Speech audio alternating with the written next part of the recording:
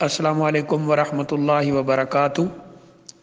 الحمد للہ رب العالمین والعاقبۃ للمتقین والصلاۃ والسلام علی اشرف الانبیاء واکرم المرسلین نبینا و رسولنا و حبیبنا و امامنا محمد وعلی آلہ و اصحابہ اجمعین، اما بعد۔ یہ کسی ہماری بہن نے سوال بھیجا ہے کہ کیا عورت کا ذبیحہ حلال ہے؟ کیا عورت اپنی قربانی کا جانور خود ذبح کر سکتی ہے؟ اس طرح عقیقے وغیرہ کے موقع پر کیا عورت ذبح کر سکتی ہے جانور کو، اور اس کا ذبح کیا ہوا حلال تصور ہوگا اور اس میں سے کچھ کھا پی سکتے ہیں یا نہیں؟ کیونکہ بعض لوگ کہتے ہیں کہ عورت کا ذبیحہ یعنی عورت اگر جانور ذبح کرتی ہے تو وہ مکروہ ہو جاتا ہے، اس میں سے کھانا جائز نہیں ہے۔ اس سلسلے میں صحیح بات یہ ہے کہ عورت کا ذبیحہ بھی بالکل اسی طرح جائز اور حلال ہے جس طرح مرد کا ذبیحہ جائز اور حلال ہے۔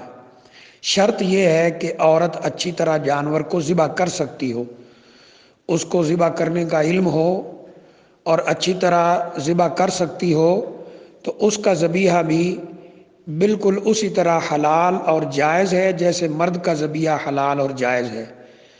جیسے مرد کے ذبح کیے ہوئے جانور کا گوشت کھانا ہمارے لیے حلال اور جائز ہے، اسی طرح عورت کے ذبح کیے ہوئے جانور سے گوشت کھانا یہ ہمارے لیے جائز اور حلال ہے۔ اسلامی جو ذبح کا طریقہ ہے اس میں دو تین چیزوں کا ہونا لازمی اور ضروری ہے۔ نمبر ایک کہ کسی ایسی چیز سے ذبح کیا جائے جس سے جانور کی رگیں کٹ جائیں اور خون بہہ جائے۔ نمبر دو اللہ کا نام لے کر ذبح کیا جائے، اور نمبر تین کسی تیز دھار آلے سے ذبح کیا جائے تاکہ جانور کو تکلیف نہ ہو۔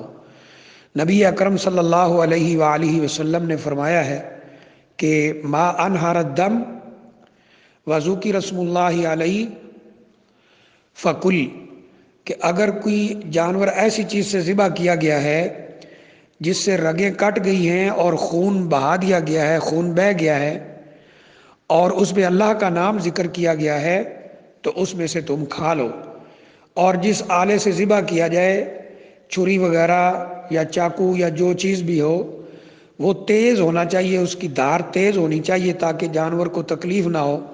کیونکہ رسول اللہ صلی اللہ علیہ وسلم فرماتے ہیں کہ فَإِذَا ذَبَحْتُمْ فَأَحْسِنُوا الذِّبْحَ، کہ جب تم کسی جانور کو ذبح کرو تو اچھے طریقے کے ساتھ کرو۔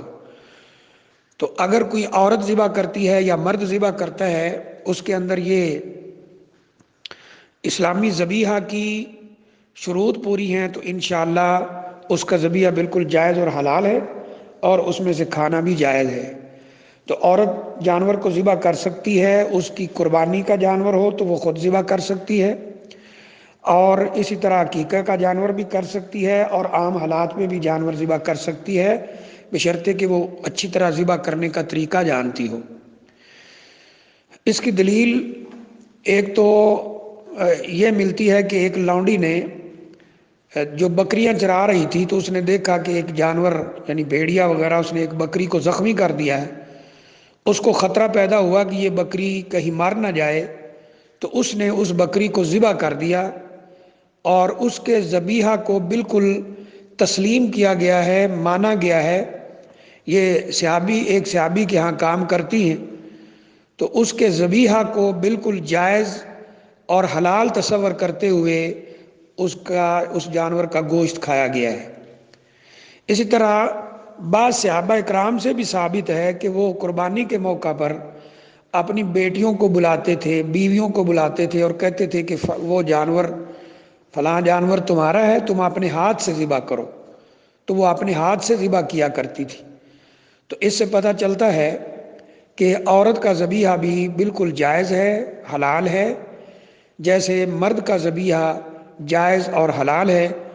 بنیادی طور پر اس میں یہ تین شرطیں ہونی چاہیے کہ اللہ کا نام لے کر ذبح کیا جائے، اور اسی طرح اس کی رگیں کاٹی جائیں، اور جس آلے سے ذبح کیا جائے وہ آلہ تیز دھار ہونا چاہیے۔ تو انشاءاللہ عورت کا ذبیحہ بھی بالکل اسی طرح جائز ہے جس طرح مرد کا ذبیحہ جائز ہے۔ واللہ عالم بالصواب۔